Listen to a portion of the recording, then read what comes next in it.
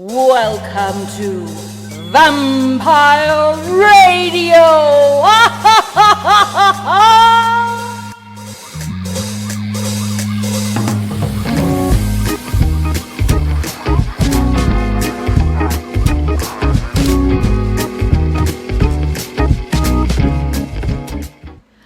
Good morning. You're listening to a new episode of Vampire Radio. Thanks for joining me.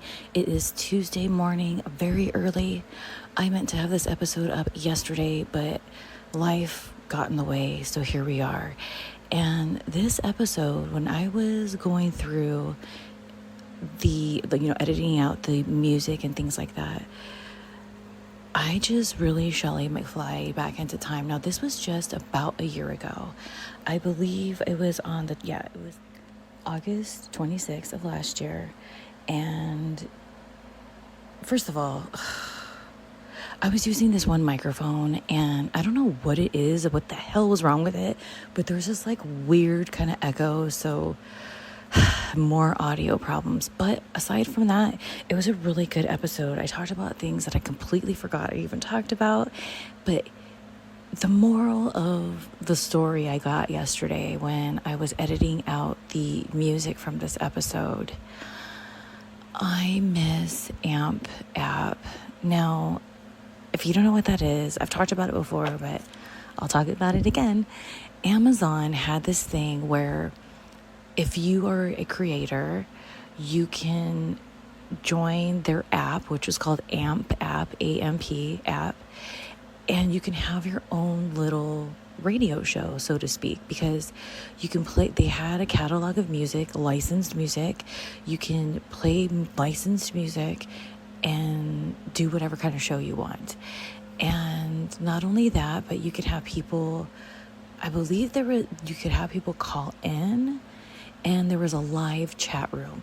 It was so cute.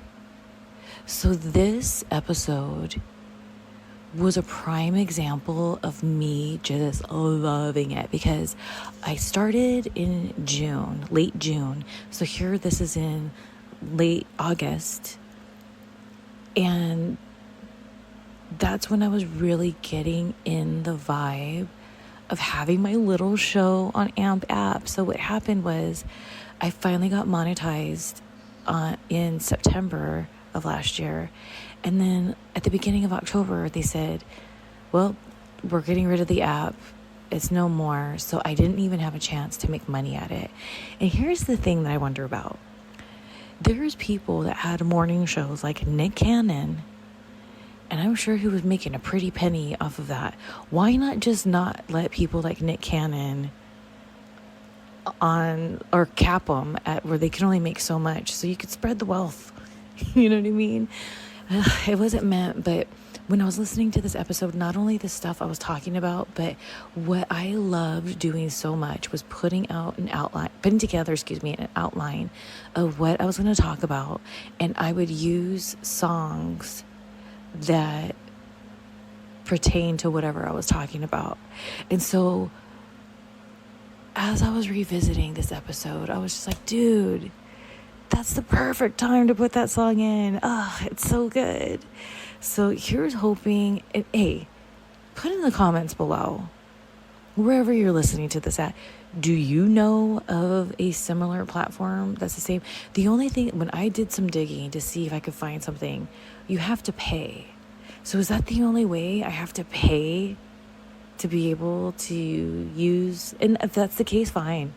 If I can use licensed music, if it's not that expensive, I'm down. Because it brought me so much joy telling my stories, but accompanying it with music that meant something to the story and specifically meant something to me, you know? So speaking of audio, sorry about the noise in the back. I have my fan on. It's summer. Deal with it. I'm inside the house right now. I'm not even in the back cave because I really wanted to make sure to record these so I can go ahead and upload this episode today and start working on next week's episode. So why don't we get right into this episode from last year, August 26th, And I hope you enjoyed it. You enjoy it as much as I enjoyed it when I was reviewing it yesterday. Hola, hola, hola, hola. You are listening to Vampire Radio. How's everybody doing out there? Happy Saturday. Shabbat Shalom. A little bit of a tardy Saturday morning playlist to share with you guys. But I'm here nonetheless, right? I had a little technical difficult. Let's back the truck up. Beep, beep. I had a little technical difficulty or two to deal with before I went live. So there you have it, brother, sister. First of all, let's start off. It's been a tough week for wrestling, as most of you listening know. I just want to go ahead and have a few moments of silence for Terry Funk and Bray Wyatt.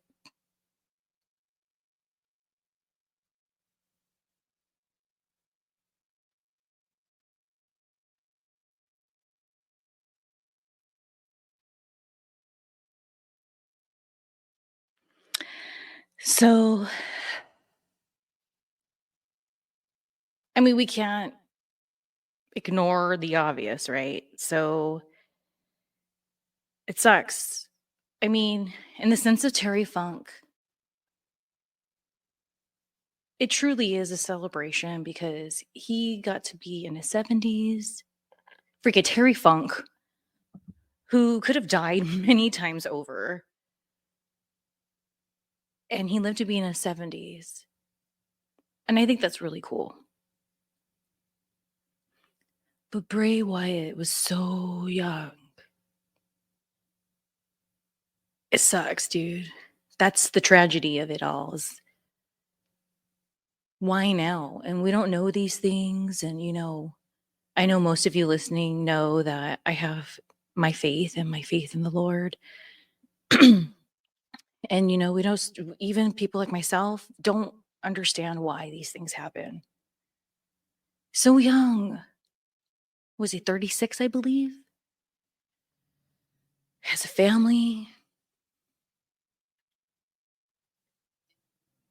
I don't know.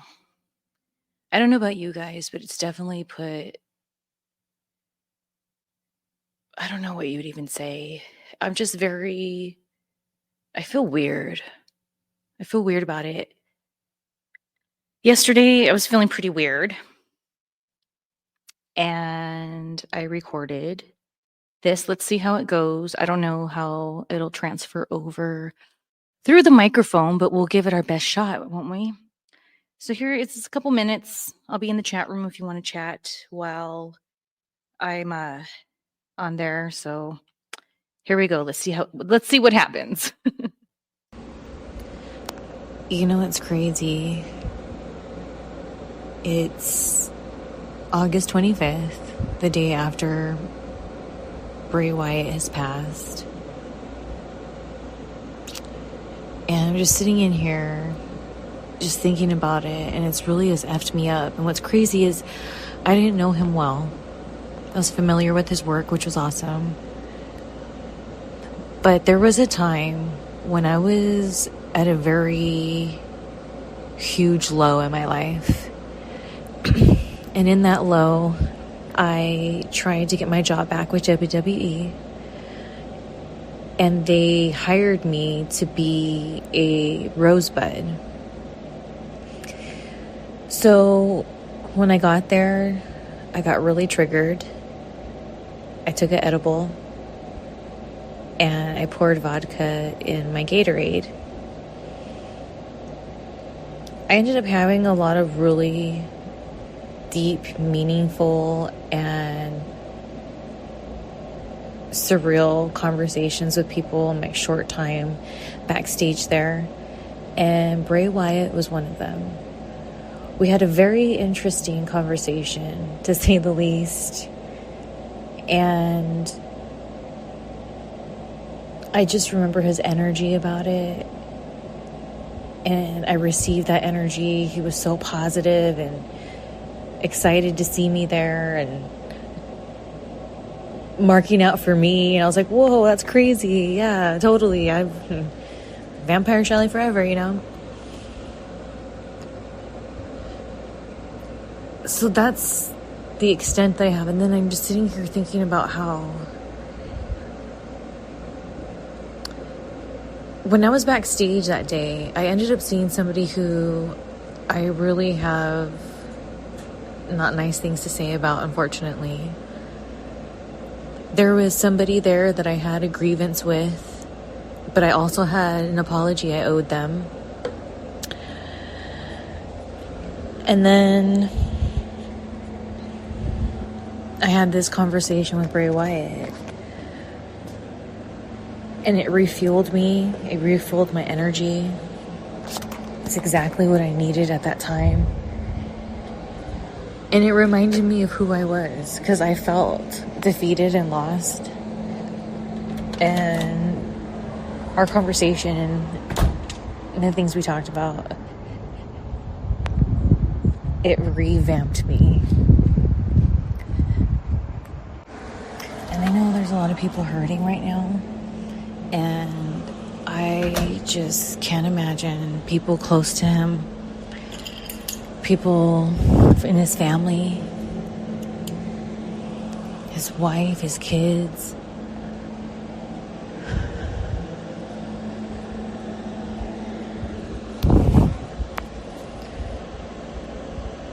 But what is pretty awesome is when tragedies happen and you see people come together. It's a really cool thing. It says a lot. I know the world of wrestling is just hurting so much right now, and I just pray for everyone that's just affected by this loss, especially those that are close to him and his family. God bless. Welcome back. You're listening to Vampire Radio, and that was 2 a.m. by Slightly Stupid. Okay, so this is what happened. I originally had Anywhere I Go, which if you've been listening to my stuff for a while now, you know that is my jam, as they say. Love that song. I get deep into it a couple episodes ago, so stay tuned for that. The replays will be available soon, ShellyMartinez.net. But when I was listening to Anywhere I Go, I thought about this moment I had. And I said, I have to play 2 a.m. So I was back here in the Batcave, just in a panic, trying to make sure I could queue up that 2 a.m. And almost by the last second, I was able to. And I'm so glad, because here is a little cheeseman for you. So after I quit TNA, which, by the way, let's just give a little backstory to that. There are some rumors out there. Can you believe it? Rumors. And those rumors are that I quit TNA to go to Italy to film a movie there. That is not the case. It was an Italian inspired film that was filmed here in Los Angeles. Now, when I say what I'm about to say, there is no negativity, no negative vibe. I am just telling you where I was at that time and the facts, okay? I just don't want people to misinterpret when I'm about this story I'm about to tell you, because a lot of people like to focus on when I guess I say the negative of whatever, especially when it comes to wrestling, God forbid. So please just know I'm not mad. It just is what it is. This is what happened. Okay. And this was a really long time ago, by the way. So anything I say right now about this, if it upsets you, please just let it go, because that was a really long time ago. Like a really, really long time ago. It's 2008. That's a really long time ago. Okay. So let's move on. Anyways, so I was at TNA, and when I had first gotten my contract, I had somebody look over it, and they said, you know what, just sign it. You can renegotiate later, because the pay was really low. And I felt like, okay, I'm just going to go numbers here. This is just my situation. I don't know about anybody else's. Okay. So it was $300 a show. And I thought I was worth at least 500 because I just got off of WWE TV. I know I wasn't freaking The Rock or anything like that, but you know, throw me 500. God. Especially in those early days of Selena's, because if you remember, they had me disguised as a guy for a really long time. Which, let me tell you something. I was just in the conversation about this not too long ago. When they would disguise me as the guy, the mystery LAX member, they would have me in the wardrobe, and the wardrobe girl, Jolene. I said that ugly, huh? Jolene, because I wanted to get my air horn for her. Shout out to Jolene. I still have my Selena shorts, damn it. So Jolene was in charge of taping my big old boobs down. And I remember she would get so upset about it. And she would say, I don't think this is healthy for her boobs. Like, I just don't like this. And she was just like, I can't wait till we don't have to do this to you anymore. And it freaked me out too, because they really try to flatten them. And ever since I got my boobs, I have this whole boob anxiety. What does that mean? Let me tell you. So once I was healed enough to do normal things like sleep on my stomach and things like that, I was always afraid they were going to pop. So when I was awake, I was aware of the fact that they're not going to pop if I'm just sleeping on them.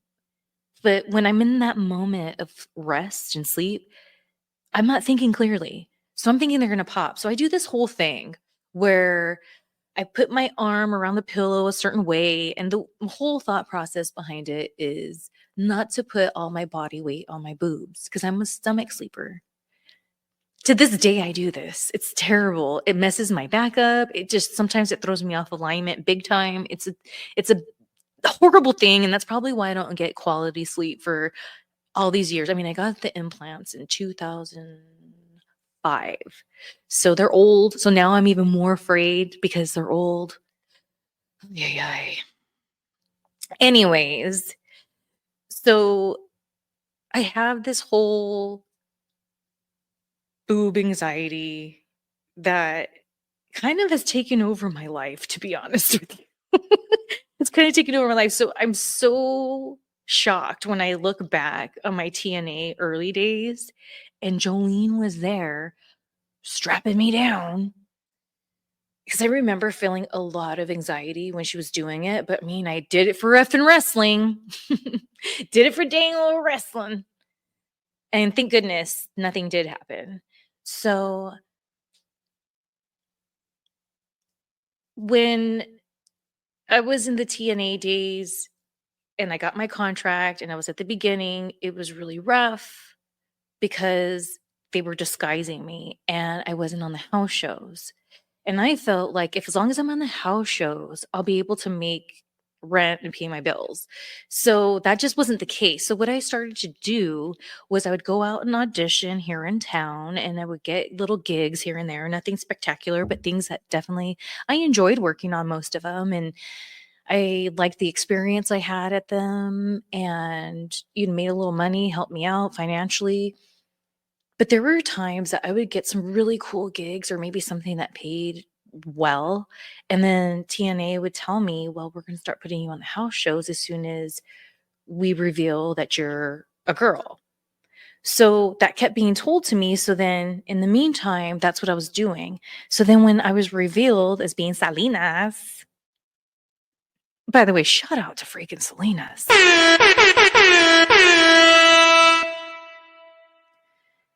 That's when I was confused on why I wasn't at these house shows. And they kept telling me, "Oh, the next one, the next one." And then I wasn't taking those auditions. I wasn't taking those bookings here in town because I thought I was going to be on the road with TNA and I didn't want anything to conflict. So by the time it rolled around, it was in the fall when I quit TNA. I had this opportunity. I auditioned many times for this role to be in this independent film. It's a kind of thriller kind of vibes, which I am a huge fan of. So, and then the whole plot line of the story just really grabbed me, and parts of it I even identified with. So as an actress, I was like, you know what? I'm going to do this. And what ended up happening is the shoot dates were around a time where we are going to have a pay per view in Canada. And so I had proposed to them that because I took the gig, because first of all, the pay was really good for getting caught up in my bills at that time. But what I wasn't looking at was the future. You see, I'm wearing a Back to the Future shirt today, by the way. I wasn't looking towards the future. I was looking in the now. Danielle and I were about to get kicked out of the condo we lived in. My gas was shut off. It was really rough. So I panicked and I took this role knowing that I'll be able to get caught up on everything if I take this role.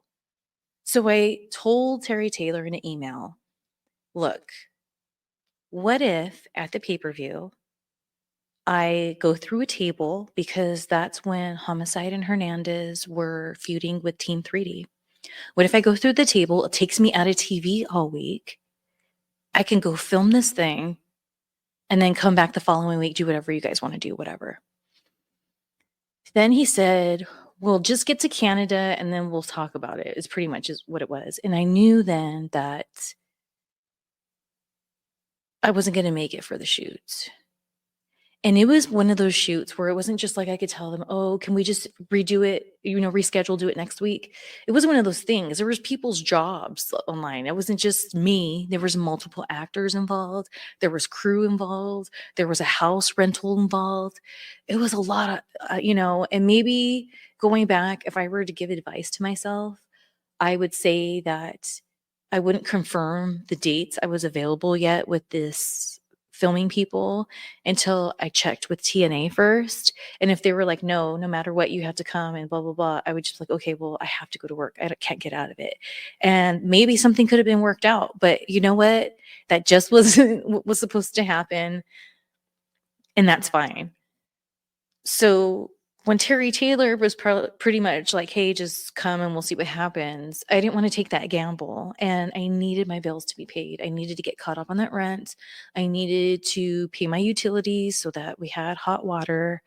So I said, well, then I'm going to have to quit. And I was pretty heartbroken over it because now looking back, I could see how I could have ended up probably doing both. But at that time, I was in such desperation mode. I just was I was in survival mode.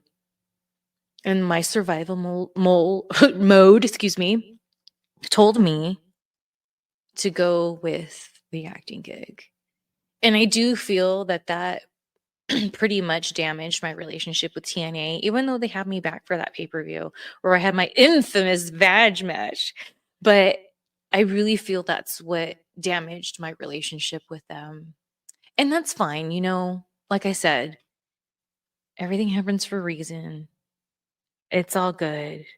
Because here I am in Cali, hanging out with all you fine people. Shout out to everybody in the chat room.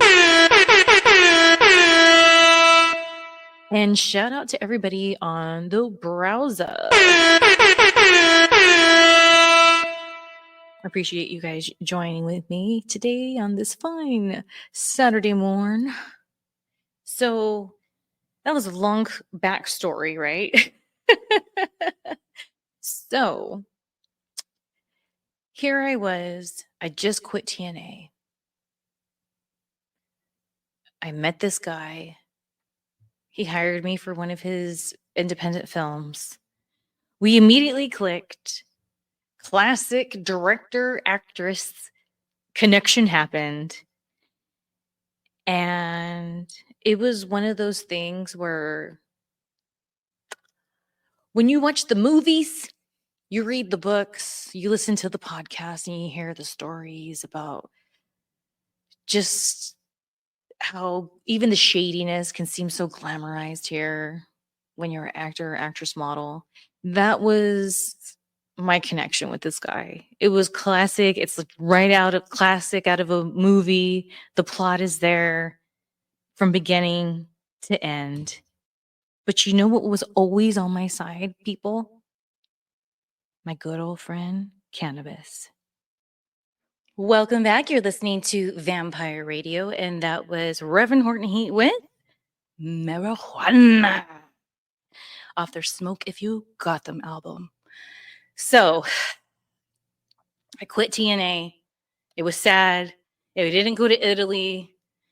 The reason why I got out, this whole Italian inspired, which turned into I'm going to Italy. There was a write up about the movie, and it was probably sent by the director, and that was his inspiration. So that's why it was written up that way. And that's when it got out there. But then the wrestling world twisted it all around. And they're like, she's going to Italy. When did Shelley go to Italy? Where's this Italian movie? No, bitch. That's not what it was, man. I wish. That would have been great. That would have been a no-brainer to turn down TNA for that. Heck yeah. But that wasn't the deal, you see. So anyways, I'm over here, broke ass bitch here in town, trying to make it, doing promo modeling, doing atmosphere modeling, doing acting, whatever I can get my hands on, I'm doing. Meet this guy on his set. We hook up. We end up having a close to 3-year relationship. And boy, was it a ride. And the beginning of me just really hardening towards the world, let me tell you, because if wrestling didn't do it to me enough, this dude did. Long story short, I ended up moving in with him. At one point, Danielle was there. So it was me, my sister, my dogs. And the dude was just living a double life. I didn't know he was a drug dealer, but that was the deal. Aside from being a storyboard artist and a director on independent films. So when things started coming together for me, he had this friend. Let's call him Big D.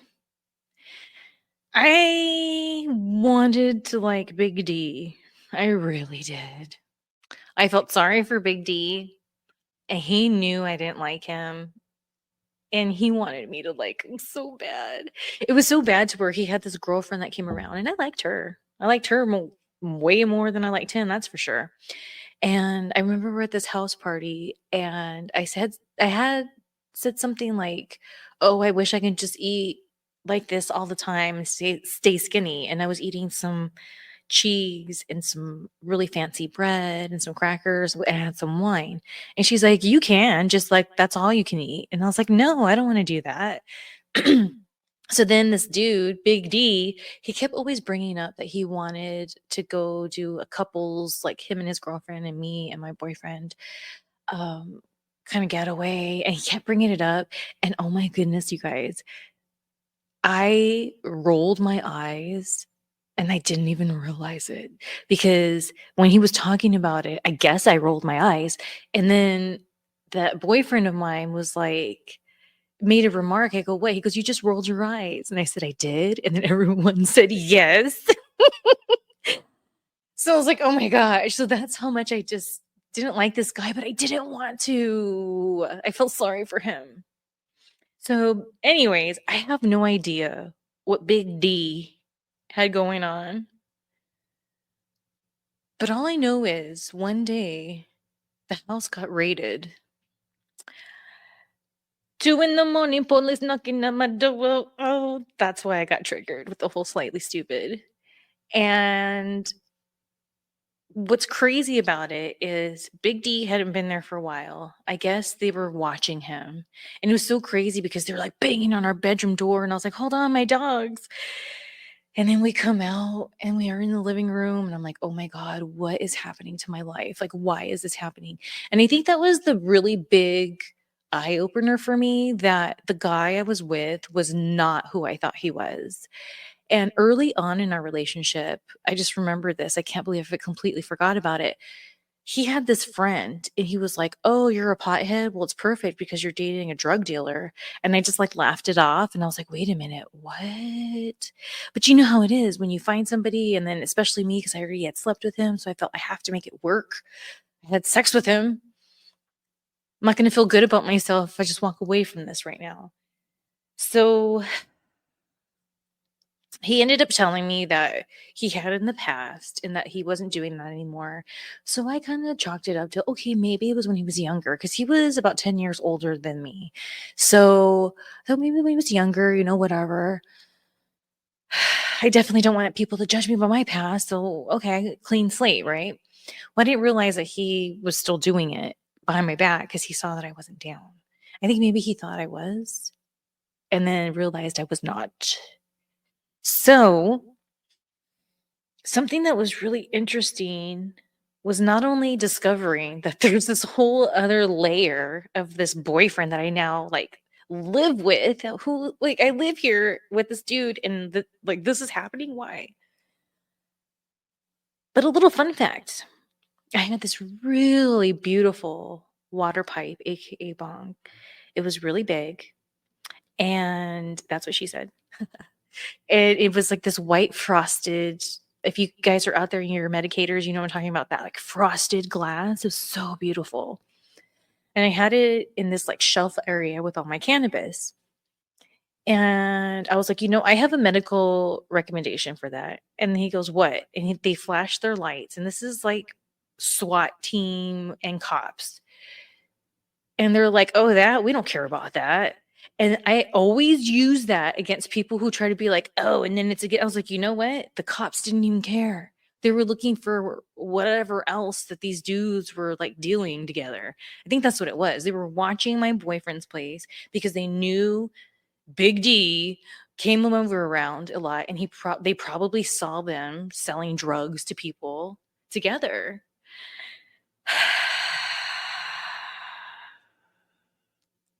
So that's why I play 2 a.m. by Slightly Stupid, because it reminds me of that. And before that had happened, I had already been a Slightly Stupid fan. I already liked the song. But after that happened, I always associated that first, like, 2 in the morning, police knocking at my door. Oh, that always reminds me of that, which ends up in a good moral of the story. The cops said they don't care about the cannabis. Welcome back. You're listening to Vampire Radio, and that was Los Gringos Like to Party. I don't know why I said it like that. By Reverend Horton. And let me tell you something, guys. There's little grievances that I have with people who I like. That's the thing. And they just eat at me sometimes. I try to let it go. I get it. It's a journey. But sometimes I just can't help but be bothered. So the only reason I'm naming names this time is because there's video of them talking about me. And maybe, just maybe, they'll listen to this and then they can hear where I'm coming from. Okay. So here we go. Danny Doring, what's your freaking problem? What's your freaking problem, man? I have been aware of this video he did that was a shoot video for YouTube, and he put me in the hoe bag, and I don't understand why.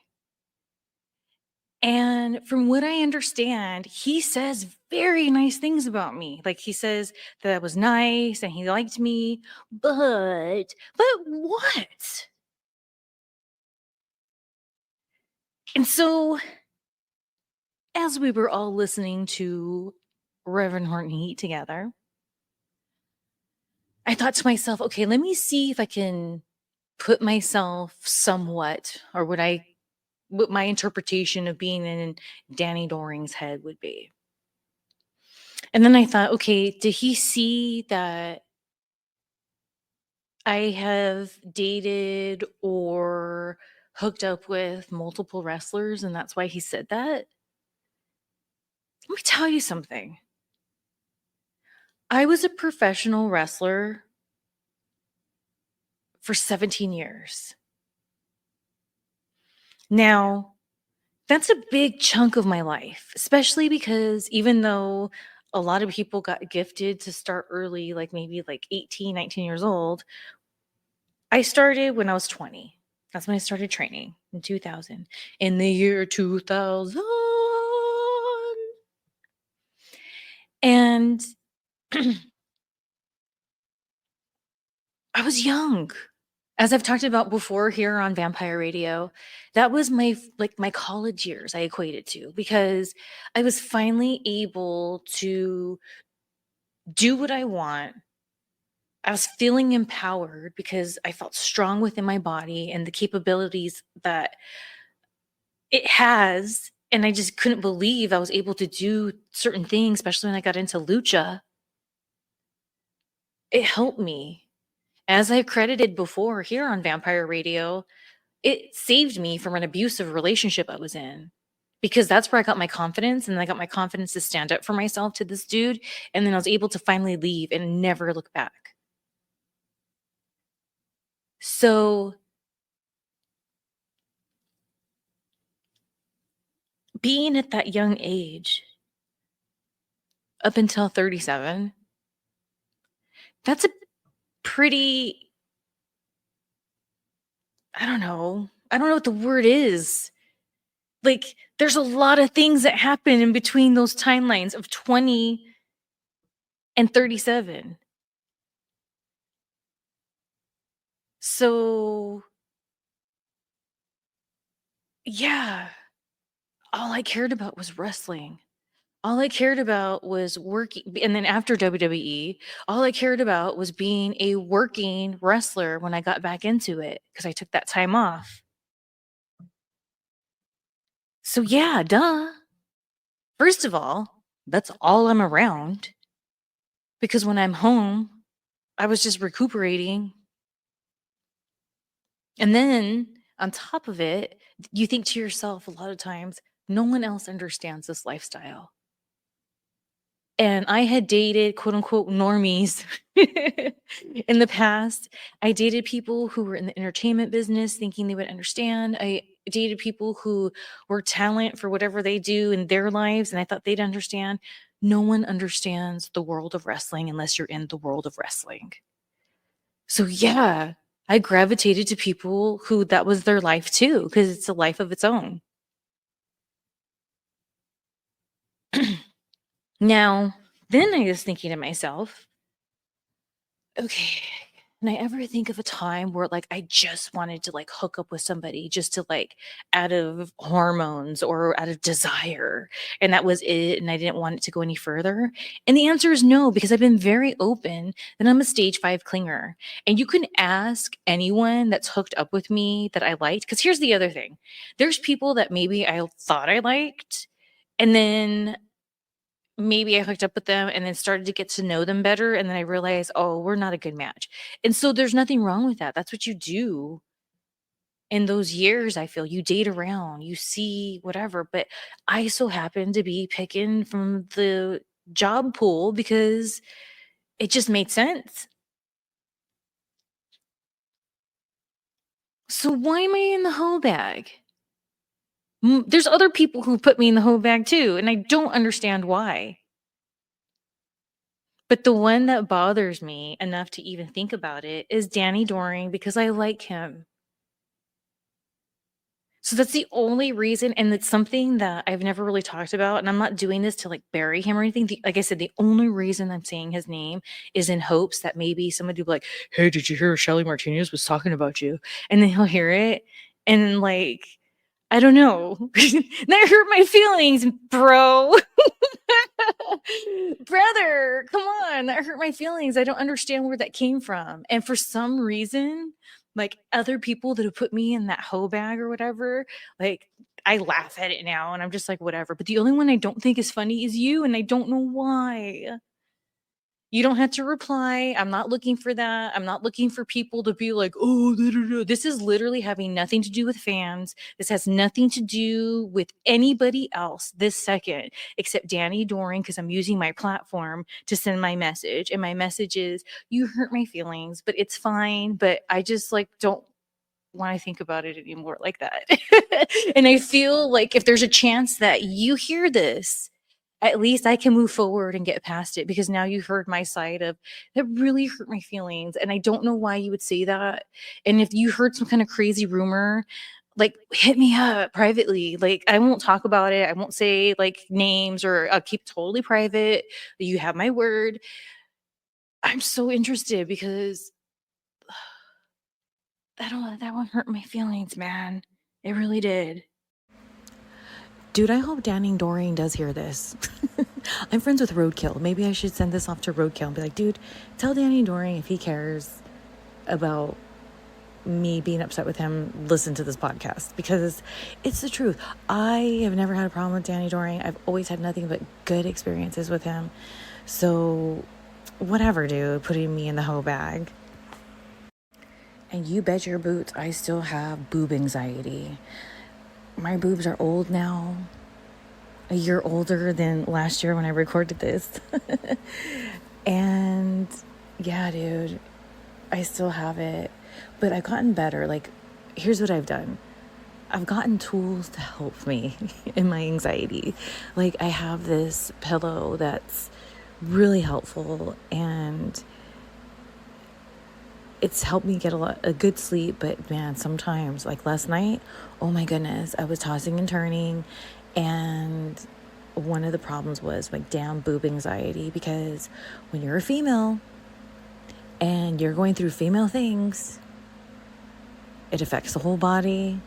Unfortunately, in my case, it affects my boobs. And you men will never know the true pain, exhaustion, drainage that us women go through just being in a female body with the hormones and the way it all works. Big deal. You guys get blue balls once in a while, and try every month having the same issues. This is one of the things I say when I describe my boob pain during that time of the month. I feel like it's Arnold Schwarzenegger in his heyday, like in the 80s when he was like Conan the Barbarian, twisting my boob as hard as he can and then pulling it. That's how it feels every month. And you men will never know how it feels. Anyways, let's get back into the episode, shall we? Welcome back. You're listening to Vampire Radio, and that was Bad Reputation by Reverend Horton Heat. Are you guys enjoying the block I have here with you guys of the Reverend Horton Heat?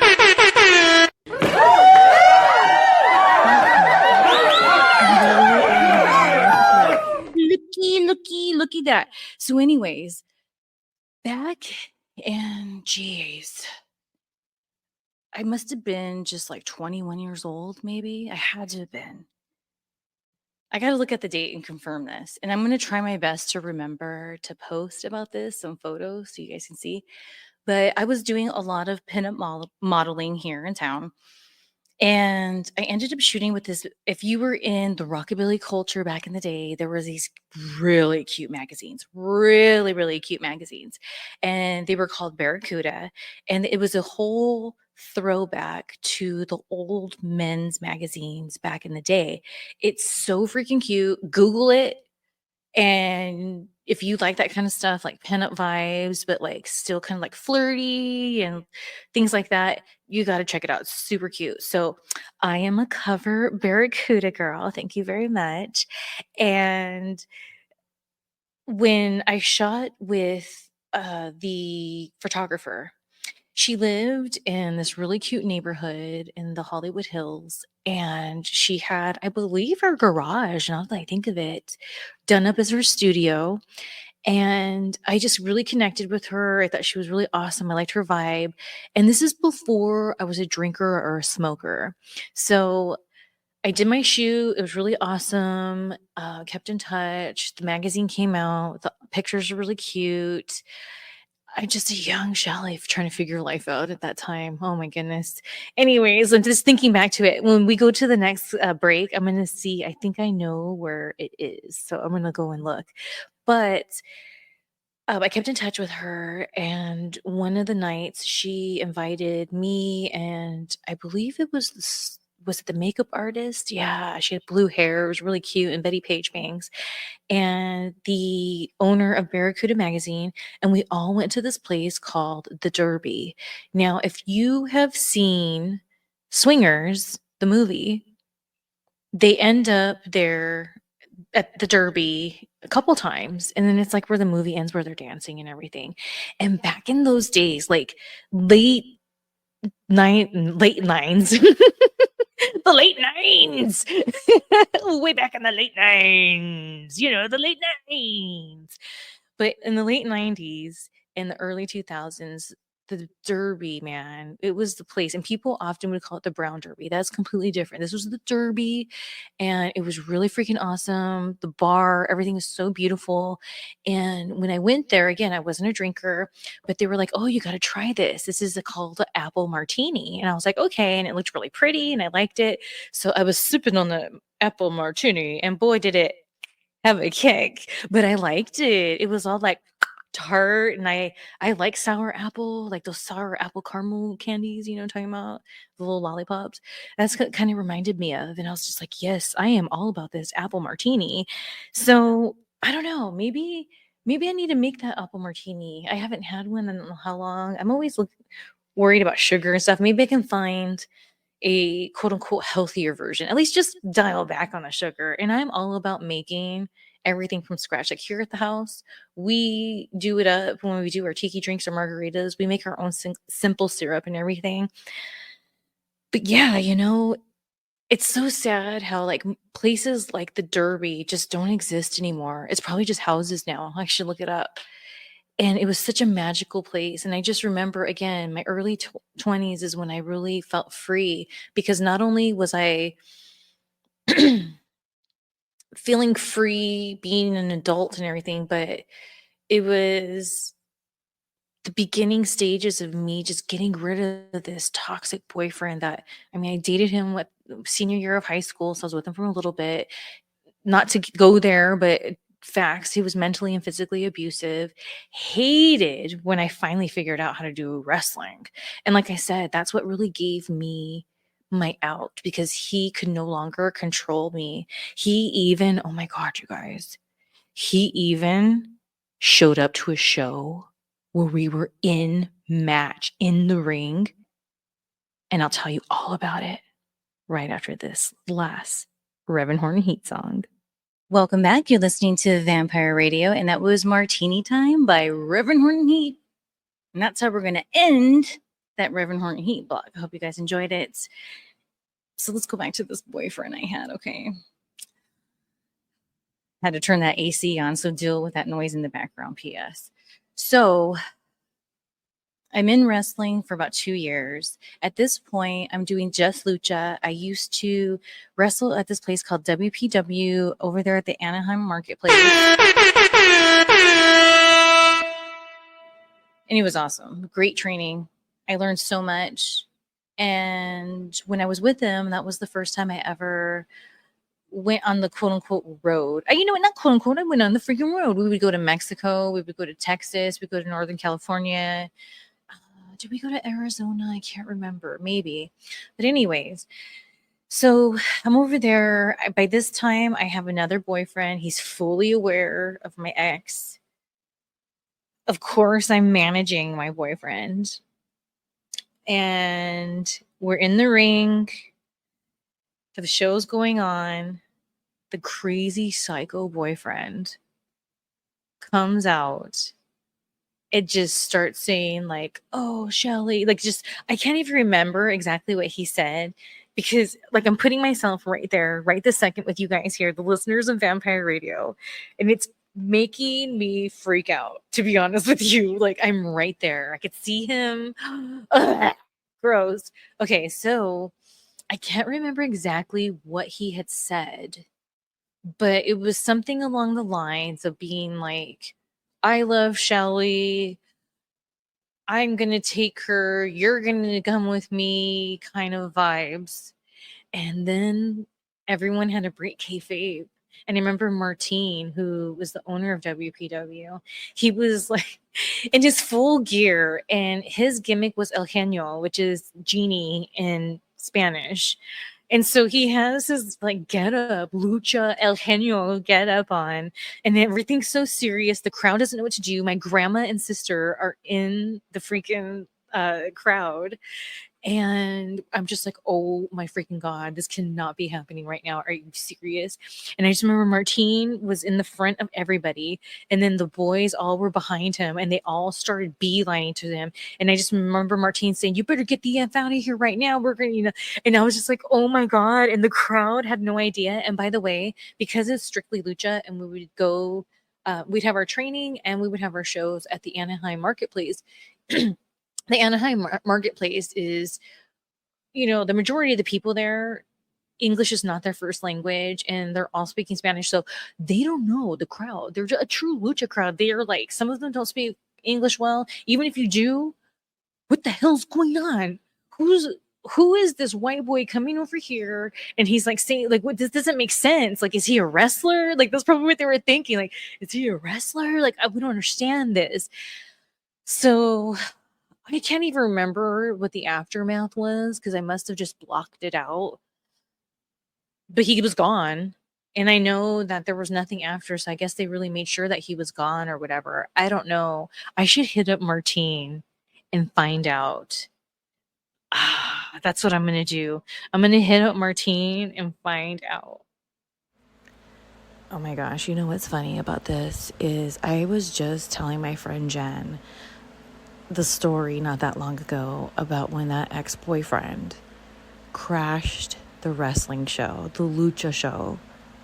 And when I was listening to it yesterday, reviewing this this audio, I was just like, dude, I was right there. And that guy, man, he has done a number on me. It sucks because I have a lot of issues from the trauma from dating that guy. But, I just kind of deal with it. I've learned to like deal with it better. But I just feel like for the rest of my life, I'm going to have certain anxieties because of what that dude put me through. But it's all right. What doesn't kill you makes you stronger, right? It's like a freaking movie, though. My whole damn life, weird things just freaking happen. And they just play out like a freaking movie. That's why when people talk about like parallel versions of us and why I'm obsessed with butterfly effect kind of thinking and I don't know, the Matrix, whatever you want to call it. I think there's something to it because I swear my life is too much like a movie for there not to be something more to it than I just live a weird, crazy, Goonie adventure kind of life. All right, let's get back into this episode that I recorded last year. Here we go. Welcome back. You're listening to Vampire Radio, and that was the good old Siegs, Bob Seger, good old Bob Seger with We've Got Tonight. Because don't we? Haven't we all had that kind of a moment? I think so. At least I'd like to hope so. Anyways, so that douchebag, including a lot of other people who at one point I was really close with before I went to WWE. I hate that they have this whole like energy about it. It's like, oh, Shelly went to WWE and she changed. I remember when I was in TNA, I reconnected with some of those people. And I remember one of my friends, Joe, was like, oh, I didn't like when you were in WWE. I didn't like that. And I was like, oh, you didn't like that I was living my childhood dream and making money?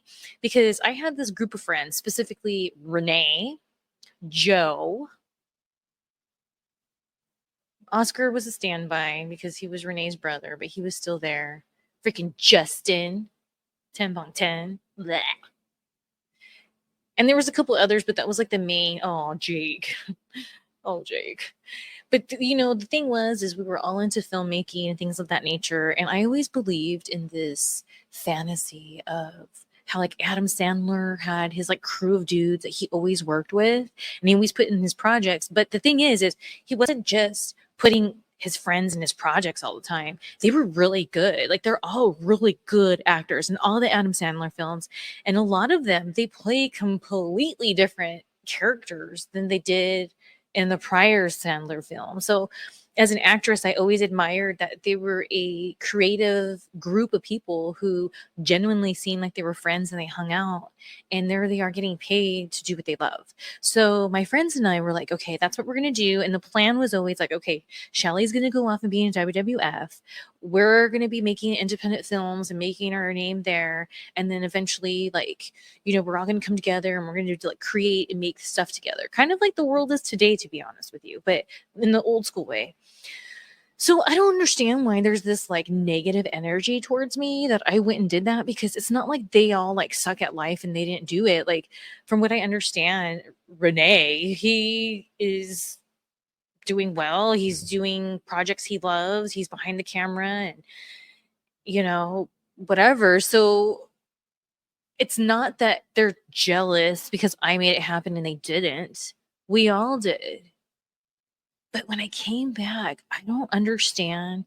There was this whole thing. Well, Shelly changed. Shelly changed. It's like, oh my God, I just got fired from freaking WWE. Even though I'm very grateful, very, very grateful for this TNA opportunity, especially because if you haven't heard me tell the story before, when I was in WWE, I was living in Louisville before I got fired. I was still there because I was in OVW prior to that, being on television full time. And when I would go to this room, it was called the cardio wall, and they had a bunch of TVs on the wall, and you put your headphones on and you put the number of what audio you want to hear. So I would watch TNA. That's when I started watching TNA. So what year was that? 2006 and 7. So 2006 and 7. And then when I would see LAX come out, and at the time Aaron Aguilera and Conan were with them, I was just like, dude, if I ever went to TNA, I could see myself being with those people. Like, I don't really know, aside from Aaron, I don't really know their work that well. I mean, I know their names and everything, but I'm not familiar.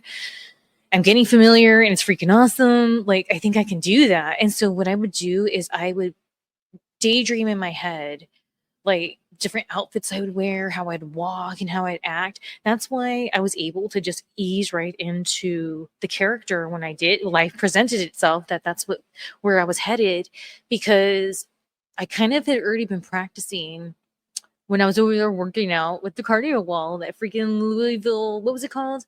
Louisville Athletic Club or something like that. So, it was of course, duh, it was meant for me to go to TNA and everything. But it still hurt that I got freaking fired, man. It hurt. It sucked. It sucked. On so many levels that no matter how many times I share my story or how many times I revisit it and share what I've learned that's different, blah, blah, blah, no one except me will ever know how that feels. Now, there's some people that have had maybe something similar, but it's just similar in this and that regard, not how it truly happened. So it was a lonely feeling. It was rough. I think the closest who knew who I felt was Francine. Freaking shout out to the max to freaking Francine.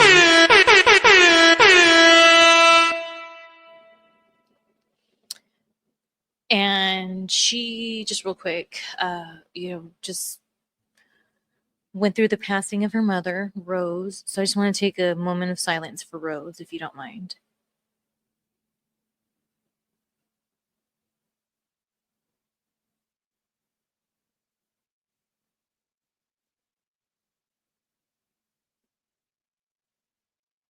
All right. So, yeah, dude. And I've talked about it before. I kind of equate like WWE was my first love, and TNA was my rebound. So I was acting all crazy, being TNA, whatever. So for me, when I moved back to California, even though I had a job lined up, I needed my friends the most, man. And so for them to say, "Oh, I didn't like when you were in WWE," I'm like, dude, I don't want to hear that right now. I don't know. Maybe that was his way of trying to like support me. It just wasn't the right thing. It sucked. And you know what? They want to say Renee and Joe that I changed. You know what? You're the ones that changed. Or maybe you were always that way and I was just blind to it. But I'm very grateful for my friendships I had with you guys. And I gained a lot. But I've always, the root of who I am has been the same. Welcome back. You're listening to Vampire Radio, and that was Bob Seger with Still the Same off of one of my favorite albums of his. I can't even. Here I am. I'm like, one of my favorite albums, and I don't even know what the name of the album is. And I don't have my cheat sheet with me right now. And you know why it's my favorite album? Here's why. I'm not even going to be ashamed of the fact that I'm not sure what name it is because I have this on vinyl.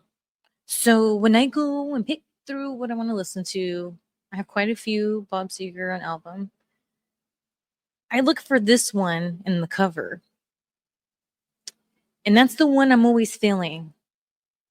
So being the music person that I am, I'm learning from this lesson. And I'm going to memorize what album this is, but I'm not going to feel ashamed. Because you know why? I'm still the same. Anyways, why do things have to change, you guys? Like, I know, blah, blah, blah. Everything has to change. Growth. I get it. Whatever. But do you ever sit back and just think about times and then you try to go and revisit maybe a location or revisit a friend and you want to reconnect with that? You know, it's not going to be 100% the same as it was 10, 15 years ago. But you're going there to try to get some of that. And then when you go there, unlike the Siegs, it is not the same. And it breaks my heart. Or when a place goes out of business that's been around forever and you think, oh, they lasted through COVID. So there's no way that they're going to go out of business. And then they do. It's sad. But you know what? That's what happens when you grow into an old bat.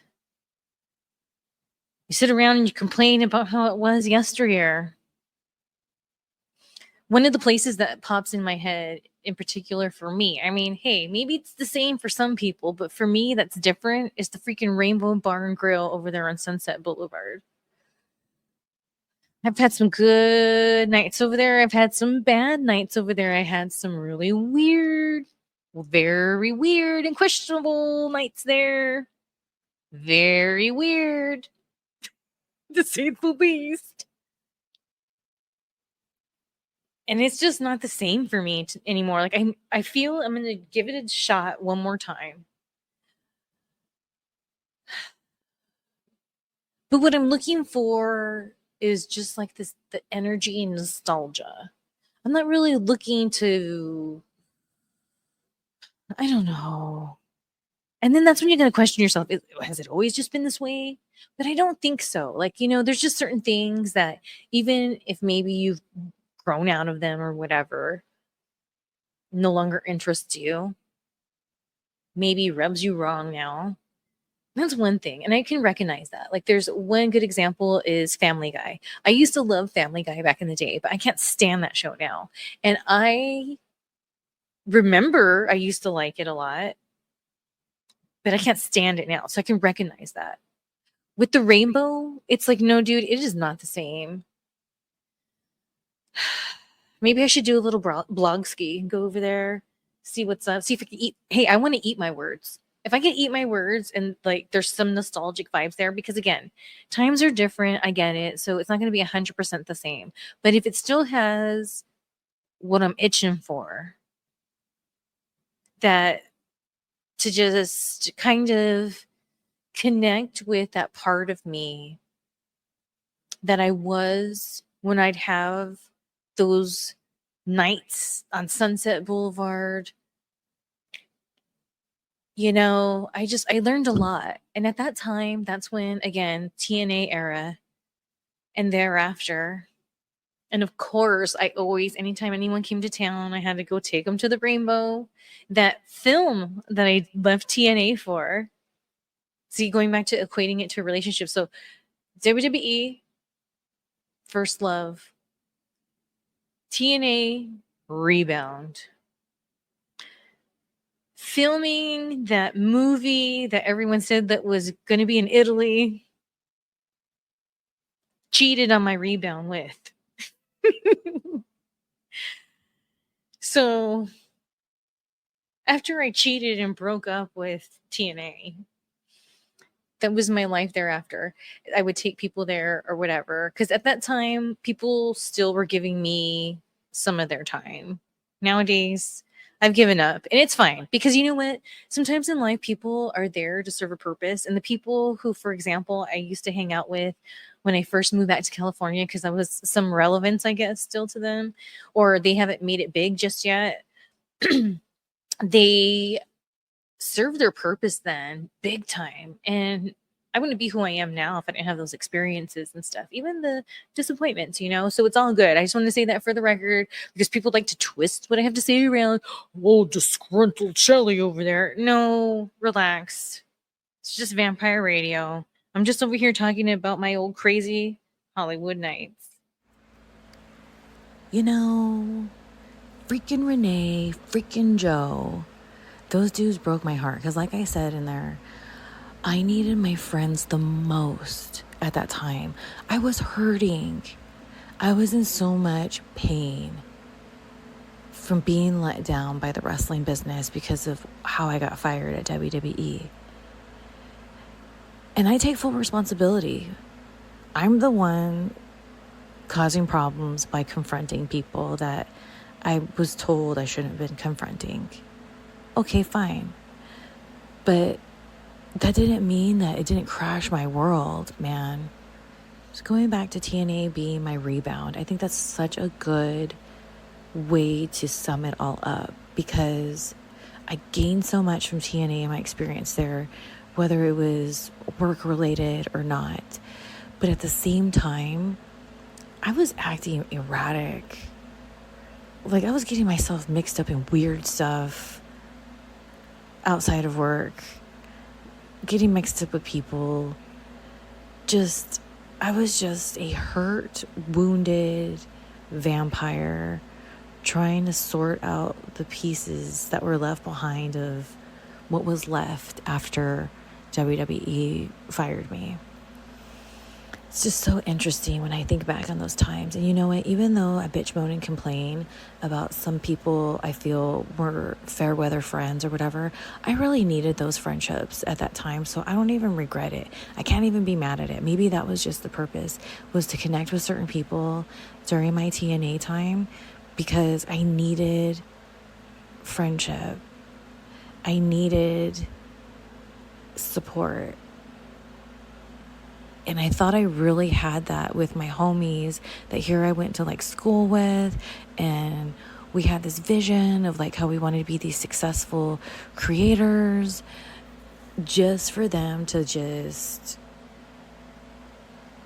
turn their back on me at that time. And like I said, was it always that way? Or did something change, a shift? I don't know. In the Rainbow. So here's the thing. The last time I went to the Rainbow, the service was so terrible that I was like, I'm never coming here again. But I owe, should I say, a Rainbow date with Jasmine St. Clair, because I knew Jasmine from the Rainbow before I knew her from wrestling. And what I mean by that is I was always a WWF, WWE girl. There was a time I flirted with WCW, but other than that, like, it was WWF, WWE through and through. So I didn't watch ECW or anything like that. Or when I became a wrestler and I found out about XPW, I was never into hardcore. So I knew the name Jasmine Sinclair, but I didn't know what she really looked like. When I used to go to Rainbow, I would hang out with specifically this group, and they were known for rap, being a famous rap group, and Jasmine would be at that table, and so I would just kick it with her, and I liked her. I thought she was cool. We chit-chatted a few times, and then I was like, wait a minute, Jasmine Sinclair, oh my gosh, wrestling, oh my gosh. And it wasn't until I went back into the world of wrestling that it clicked for me. I'm like, oh my God, it's just so crazy, right? So Jasmine and I have talked about not that long ago how I need to go to the Rainbow. I'm willing to go there to give it one more. And if I'm there with somebody like Jasmine that, like, back in the day, we used to party there, I think that'll be good enough for me, even if it sucks, you know? And going back to how, do you like how I was like, I'm still the same? And then it says, oh, I came back, and Bob Seger, blah, blah, blah. So that's what I mean. Imagine you were listening to this show, right? Live. And then I said, I'm still the same. And then all of a sudden, dun, dun, dun, started playing. It's perfect timing. Amp app, please come back. Please, I beg you. All right, now let's hear the conclusion of this episode from last year. See what else I talk about.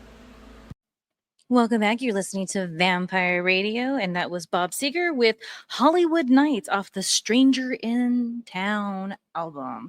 Now we know what it's called, people. Stranger in Town. How can I not know that? I resonate with that title. But again, I always look for, if you're tuning in on the app, you saw the album cover. You can see he has this glorious hair, this perfect lighting. That, by the way, I got to master that Bob Seger's lighting, and that just gorgeous brown hair.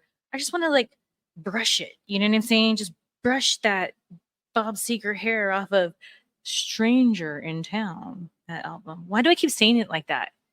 No, I don't know why. Welcome back. You're listening to Vampire Radio, and that was Bob Seger with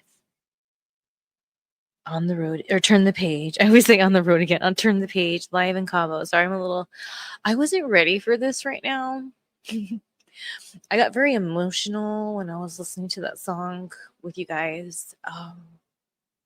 I guess I kind of opened Pandora's box of Shelly feelings and emotions that run deep with wrestling, which is the theme of my life, because again, 17 years of my life I was in wrestling, and during ages that are really pivotal, getting through the 20s, creep into the 40s, and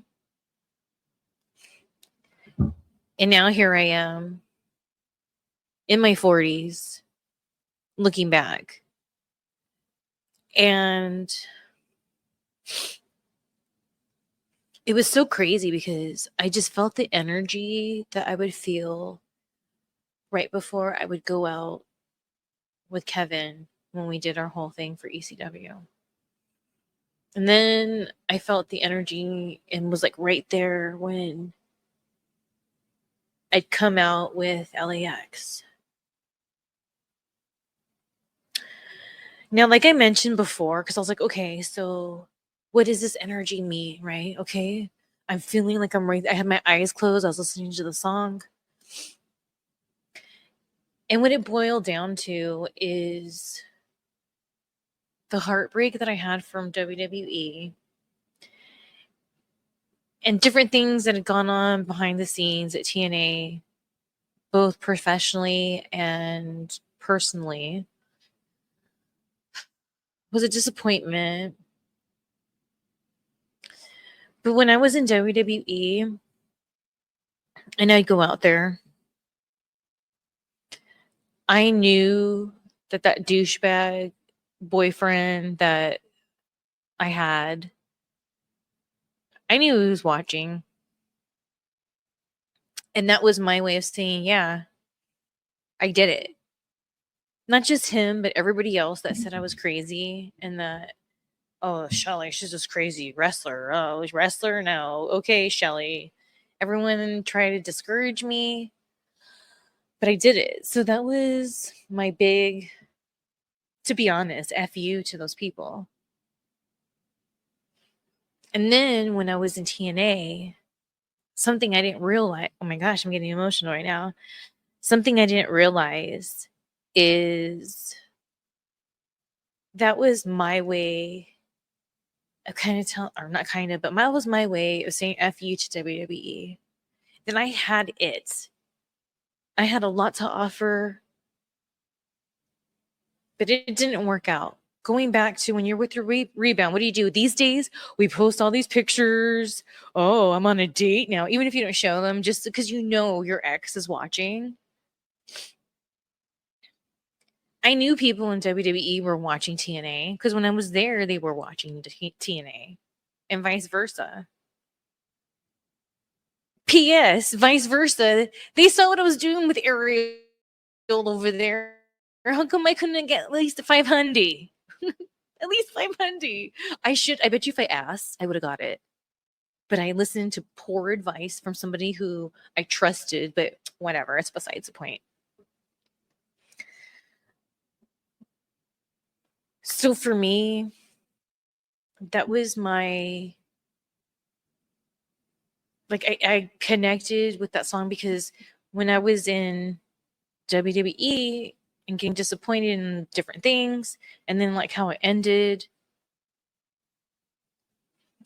it just made me feel over it. But I knew I had to keep moving on, and then I had this opportunity to go to TNA and bring this character to life, and it just helped me in so many ways. And I don't know, that song just really hit me in a way it never did before. So I look forward to listening to Stranger in the Night next time. Or excuse me, Stranger in Town. Oh my gosh, I already messed it up. Stranger in Town. You gotta look at the picture, you guys. The picture. All right, well, I'm gonna get out of here. Thank you guys so much for joining me. I appreciate it. I'll be back tomorrow. I think I might have to cancel tomorrow's show. I'm not sure, but I'll let you guys know. Make sure you're following me on Twitter. All my official links are on the link in my bio. And until next time, I'm Shelly from Kelly, and I'll be smelling all of you later. Adios. So, what'd you think? I hope you guys enjoyed this week's episode. I will be back next week on Monday. I pinky swear. I'm going to be working on a new episode later this week, so I have it up in time and don't.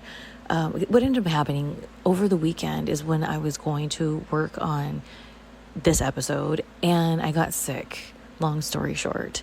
So I'm definitely going to be working probably later today and tomorrow on next week's show. So on Monday, there'll be a new episode for you. I hope you guys enjoyed this episode. Make sure to share it with your friends. Make sure to leave a comment wherever you're tuning in. And don't forget, if you go to the Patreon, you can become a VIP, and that's when you get to see the video versions. Not all episodes are video version, but there's some, and some bonus content over there. And until then, I'm Shelly from Cali, and I'll be smelling all of you later. Adios.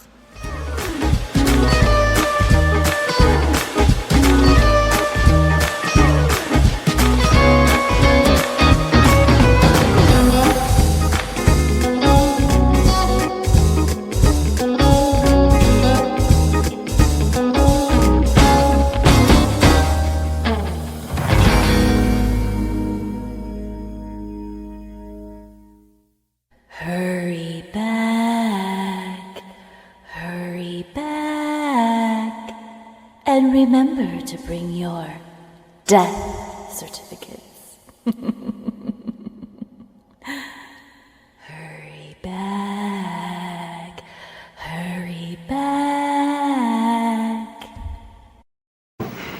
You a little bit nervous today? Feel great.